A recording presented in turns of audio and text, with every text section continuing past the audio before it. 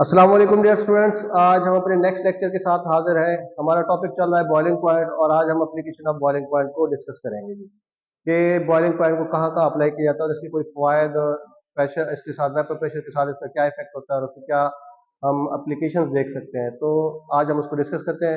Let's start the lecture. देखिए बेटा, हमारे पास जो एप्लीकेशन ऑफ बॉइलिंग पॉइंट है उसमें हमने दो पॉइंट्स को डिस्कस करना है। एक तो हाउ प्रेशर कुकर वर्क और दूसरा हमने करना है वैक्यूम डिस्टिलेशन। दोनों को डिस्कस भी करना है, वैक्यूम डिस्टिलेशन क्या होती है और प्रेशर कुकर किस प्रिंसिपल पे काम करता है ये भी सीखना है। और इससे रिलेटेड मैंने शॉर्ट क्वेश्चन भी लिख दिए बेटा।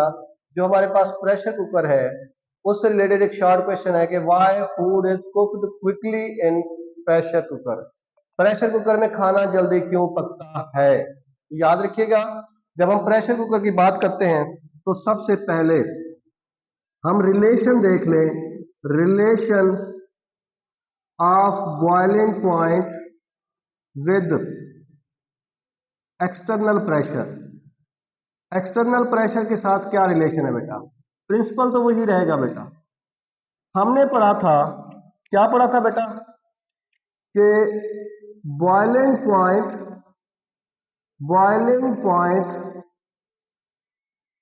Is directly proportional to external pressure. External pressure, boiling point जो होता है वो एक्सटर्नल प्रेशर के डायरेक्टली प्रोपोर्शनल होता है। मतलब जब बॉइलिंग पॉइंट बढ़ाएंगे, बढ़ेगा उस वक्त जब एक्सटर्नल प्रेशर बढ़ जाएगा। मतलब जैसे जैसे एक्सटर्नल प्रेशर चेंज होगा बॉइलिंग पॉइंट बढ़ता जाएगा।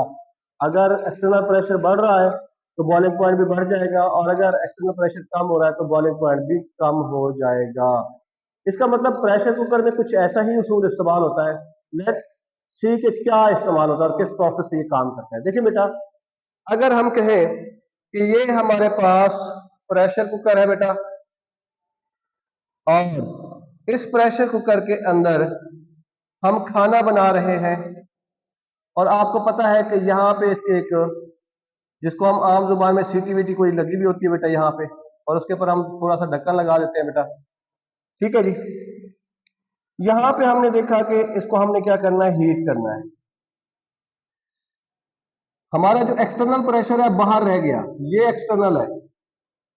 एटमॉस्फेरिक प्रेशर हमारा एक्सटर्नल प्रेशर हो गया बेटा। लेकिन जब हम प्रेशर कुकर की बात कर रहे हैं तो यहाँ पे हमने वो मटेरियल लिया हुआ है जिससे खाना बनाना है, यानी उसमें लिक्विड है, वाटर है और कुछ और चीजें, गोश्त वोश्त है, वो बना हुआ है। तो लिक्विड के अंदर ही गोश्त गलता होता है। ठीक है। हुआ ये कि जब हम इसको हीट कर रहे हैं, हीट करने से इसके वेपर्स क्या हो रहे हैं बेटा, तेजी से निकल रहे हैं यहां से, और ये यहाँ पे आके क्या हो रहे हैं बेटा, ऊपर आके इकट्ठे हो रहे हैं। क्योंकि ऊपर हमारा, हमने बर्तन को क्लोज किया हुआ है। प्रेशर कुकर क्या होता है, क्लोज वेसल होती है। प्रेशर कुकर क्या होता है बेटा, क्लोज होता है। ये आप सबको पता है, क्लोज होता है। तो हम क्या कर रहे हैं, इस क्लोज बर्तन के अंदर हीट कर रहे हैं। हीट करने से इंटरनल टेम्परेचर बढ़ रहा है, इवेपोरेशन का प्रोसेस तेज हो रहा है और यहां से वेपर्स निकल रहे हैं ऊपर की तरफ। और यहां पे क्या कर रहे हैं बेटा, इस लिक्विड के ऊपर ये प्रेशर बना रहे हैं। Now this will act as external pressure. अब ये एक्सटर्नल प्रेशर के तौर पे काम करेगा। इसका मतलब जब आप इसको कंटिन्यूअसली हीट करेंगे तो लिक्विड के ऊपर जो एक्सटर्नल प्रेशर है वो क्या हो जाएगा बेटा, इंक्रीज हो जाएगा। वो क्या हो जाएगा, इंक्रीज। यानी ये जो एक्सटर्नल प्रेशर बन गया है अब ये इंक्रीज हो गया है। अब लिक्विड का इंटरनल प्रेशर बढ़ना है। इसका मतलब अगर इसका एक्सटर्नल प्रेशर बहुत ज्यादा बढ़ गया है, फर्ज किया मेरा बेटा कि अगर ये एक्सटर्नल प्रेशर 14, 28 टॉर तक बढ़ गया है, तो जब हम इसको अब हीट कर रहे हैं तो इसका इंटरनल प्रेशर भी इसके बराबर जाना है। यानी अब ये एक्सटर्नल है और लिक्विड का इंटरनल है। तो हमने एक्सटर्नल प्रेशर और इंटरनल प्रेशर को मैच करना है, क्योंकि हमें पता है बॉइलिंग पॉइंट और एक्सटर्नल प्रेशर क्या है, डायरेक्टली प्रोपोर्शनल है। तो एक्सटर्नल प्रेशर जो है यहाँ पे बढ़ चुका है। जब एक्सटर्नल प्रेशर बढ़ चुका है तो इन मॉलिक्यूल्स की काइनेटिक एनर्जी भी क्या है, बहुत ज्यादा है। तो इंटरनल हमारे पास यहाँ पे बॉइलिंग पॉइंट बढ़ने के चांसेस बढ़ गए। क्यों? क्योंकि एक्सटर्नल प्रेशर बढ़ चुका है।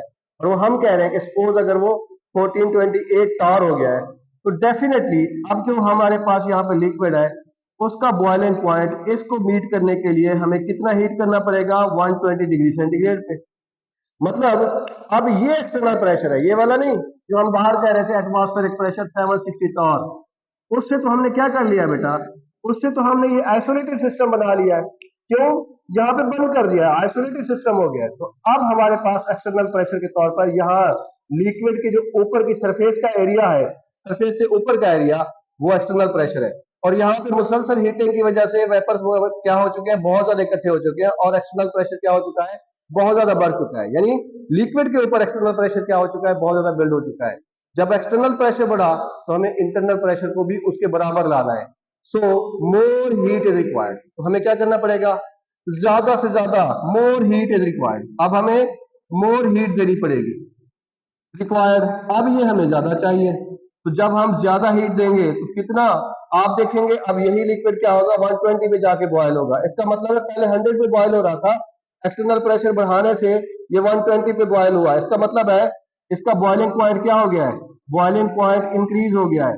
तो जब बॉइलिंग पॉइंट इंक्रीज हो जाएगा तो डेफिनेटली खाना क्या होगा, जल्दी पकेगा। तो बॉइलिंग पॉइंट की एप्लीकेशन ये कि प्रेशर कुकर इस्तेमाल करने से उसका बॉइलिंग पॉइंट बढ़ जाता है और खाना क्या हो जाता है, उसमें जल्दी पक जाता है, चीजें उसमें जल्दी गल जाती है। एक तो ये हो गया। दूसरा बेटा वैक्यूम डिस्टिलेशन। इसका इससे रिलेटेड जो क्वेश्चन है बेटा, शॉर्ट क्वेश्चन, वो ये बनता है कि how vacuum distillation avoid decomposition of many sensitive liquids. कि किस तरह से वैक्यूम डिस्टिलेशन बहुत सारे सेंसिटिव कंपाउंड्स या लिक्विड को क्या करती है, डिकम्पोजिशन से बचाती है। यानी वैक्यूम डिस्टिलेशन से बहुत सारे ऐसे कंपाउंड जो बॉइलिंग पॉइंट पे जाके डिकम्पोज भी हो जाते हैं, उनको हम डिकम्पोजिशन से बचा सकते हैं वैक्यूम डिस्टिलेशन के जरिए से। तो सर पहले ये तो बताएं वैक्यूम डिस्टिलेशन होती क्या है, तो हम उसके बारे में जानते हैं कि वैक्यूम डिस्टिलेशन क्या होती है। तो मैंने डेफिनेशन बेटा यहाँ पे लिखी है, हीटिंग ऑफ लिक्विड। जब हम लिक्विड को क्या करेंगे, हीट करेंगे, तो रिड्यूस्ड प्रेशर पे, वहां पे हमने प्रेशर कुकर में प्रेशर बढ़ाया था, इंक्रीज प्रेशर लिया था। यहाँ पे हमने प्रेशर क्या किया है, कम किया है। यानी जब आप किसी लिक्विड को हीट करेंगे रिड्यूस प्रेशर पे, और फिर उसी लिक्विड को, उसी जिसको आप हीट कर रहे हैं, उसको वेपर में तब्दील करने के बाद लोअर टेम्परेचर पे, क्योंकि आपने प्रेशर क्या किया है, रिड्यूस किया है, आपको पता है। अगेन फिर वही प्रिंसिपल है, boiling point and external pressure. जितना प्रेशर कम कर देंगे बॉइलिंग पॉइंट कम हो जाएगा, जितना प्रेशर एक्सटर्नल बढ़ा देंगे बॉइलिंग पॉइंट बढ़ जाएगा। तो हमने यहाँ पे क्या किया है, हमने यहाँ पे प्रेशर रिड्यूस किया है, तो इसका बॉइलिंग पॉइंट क्या हो जाएगा, कम हो जाएगा। इसका मतलब हमने उसको वेपर में कन्वर्ट कर दिया, किसमें, लोअर टेम्परेचर पे, और फिर उसी लिक्विड के वेपर्स को दोबारा किसमें कन्वर्ट करेंगे, लिक्विड में। This the whole process is called vacuum distillation. क्या हुआ, heating of liquid under reduce pressure, heating of liquid under reduce pressure to convert it into the vapours, उसको वेपर में तब्दील करने के लिए at lower temperature, and converting back vapours, और फिर उन वेपर्स को वापस दोबारा लिक्विड में तब्दील करेंगे बाय कंडेंसेशन, कंडेंसेशन के जरिए से। Now the whole process is called vacuum distillation. Vacuum क्यों कह रहे हैं, क्योंकि आपने प्रेशर को क्या किया, रिड्यूस किया है। इसका मतलब है आपने प्रेशर को जब रिड्यूस करना है तो बॉइलिंग पॉइंट क्या हो जाएगा, कम हो जाएगा। हमने कहा एक्सटर्नल प्रेशर और बॉइलिंग पॉइंट डायरेक्टली प्रोपोर्शनल है। प्रेशर कुकर में एक्सटर्नल प्रेशर को बढ़ाया था, बॉइलिंग पॉइंट बढ़ गया था और खाना जल्दी पक गया था। वैक्यूम डिस्टिलेशन में प्रेशर को क्या कर रहे हैं, रिड्यूस कर रहे हैं और उसको वेपराइज कर रहे हैं, फिर कंडेंसेशन करके दोबारा लिक्विड में कर रहे हैं। तो इस दौरान हो क्या रहा है, प्रेशर कम होने की वजह से बॉइलिंग पॉइंट कम हुआ। जब बॉइलिंग पॉइंट कम होगा तो हमारे पास कंपाउंड क्या होगा, वो सेव रहेगा, वो सेफ होगा और उसकी डिकम्पोजिशन नहीं होगी। अब कैसे, इसको हम देखते हैं जी, एग्जाम्पल हम देखते हैं जी। एग्जाम्पल देखिए बेटा, हमारे पास एक कंपाउंड है ग्लाइसरीन, ग्लाइसरीन और ग्लाइसरोल भी कहते हैं बेटा इसको, ग्लाइसरीन या ग्लाइसरोल, ठीक है जी। ये हमारे पास कंपाउंड है बेटा। जब आप इसको बॉयल करते हैं तो ये बॉयल होता है 290 डिग्री सेंटीग्रेड। कितने पे बॉयल होता है जी, 290 डिग्री सेंटीग्रेड पे। और याद रखिएगा इसका जो डिकम्पोजिशन पॉइंट है वो भी 290 डिग्री सेंटीग्रेड है। डिकम्पोजिशन भी कितने पे होती है, 290 डिग्री सेंटीग्रेड पे। अब हमें कोई कहता है कि जी इसको डिस्टिलेट करें, तो जब हम डिस्टिलेट करने जाएंगे बॉइलिंग पॉइंट पे तो साथ में ये डिकम्पोज भी हो जाएगा। तो हमें डिकम्पोज नहीं करना, हमने इसको डिस्टिलेशन करनी है, मतलब हीट करना है। जब हीट करना है तो लाजमी बात है 290 पे तो जाके वो डिकम्पोज हो जाएगा। तो अब हम चाह रहे हैं वैक्यूम डिस्टिलेशन को इस्तेमाल करना। इसका मतलब हम क्या करेंगे बेटा, वैक्यूम क्रिएट करेंगे। वैक्यूम क्रिएट करके एक्सटर्नल प्रेशर को कहां पे ले आएंगे बेटा, एक्सटर्नल प्रेशर रिड्यूस कर देंगे, एक्सटर्नल प्रेशर कम कर देंगे, रिड्यूस कर देंगे। कितने पे ले आएंगे, 50 टॉर पर, 50 टॉर पर। ठीक हो गया। जब ये बॉयल होता था एक्सटर्नल प्रेशर क्या होता था, 760 टॉर, और हमने क्या किया है, एक्सटर्नल प्रेशर को कम करके 50 टॉर पे ले आए। इसका मतलब है अब हमें ज्यादा हीट नहीं करना पड़ेगा, क्योंकि हमें प्रेशर एक्सटर्नल किसको बीट करना है, 50 टॉर को। व्हेन हमारे पास ग्लाइसरीन को जब हम क्या करेंगे, when glycerine is heated up to 210 degree centigrade, जब आप इसको 210 पे ले जाएंगे, देन इंटरनल प्रेशर क्या हो जाएगा बेटा, वो हो जाएगा विल बी ऑल्सो 50 टॉर। तो इंटरनल प्रेशर भी 210 पे क्या हो जाएगा, 50 टॉर के बराबर हो जाएगा। ठीक है, इसका मतलब है नाउ हमारे पास जो ग्लाइसरीन है, ग्लाइसरीन इज डिस्टिल्ड ऑफ, अब हमने ग्लाइसरीन को क्या कर दिया बेटा, डिस्टिल्ड ऑफ कर लिया विदाउट डिकम्पोजिशन, विदाउट डिकम्पोजिशन। क्यों, क्योंकि हमने कहा ग्लाइसरीन जो डिकम्पोज होती है वो 290 पे होती है, और हमने इसको कहां पे डिस्टिल कर लिया है, 210 पे। इसका मतलब है 290 तक जाने ही नहीं दिया, क्योंकि हमने प्रेशर एक्सटर्नल क्या कर दिया था, 50 कर दिया था। जब 50 टॉर कर दिया, अब इसको हीट करना शुरू किया तो 210 पे इसका इंटरनल प्रेशर क्या हो गया, 50 टॉर हो गया, यहाँ पे वो बॉयल हो गया और डिस्टिल भी हो गई। तो डिस्टिलेशन के साथ हम इसको डिकम्पोज नहीं होने दे रहे हैं, डिस्टिल कर रहे हैं लेकिन डिकम्पोज नहीं हो रहा है। अगर इसको बॉइलिंग पॉइंट पे डिस्टिलेशन करते हैं, इसकी बॉइलिंग पॉइंट पे, ये डिकम्पोज हो जाती है। तो इसका मतलब है इसी तरह के बहुत सारे ऐसे केमिकल कंपाउंड है जिनकी distillation without decomposition at reduce pressure की जा सकती है। इसके एडवांटेजेस भी सुन लीजिएगा बेटा। इसके सीधे सीधे एडवांटेज ये है कि इकोनॉमिकल है, लेस फ्यूल जरूरत होती है क्योंकि हमें हीट कम करना पड़ता होता है।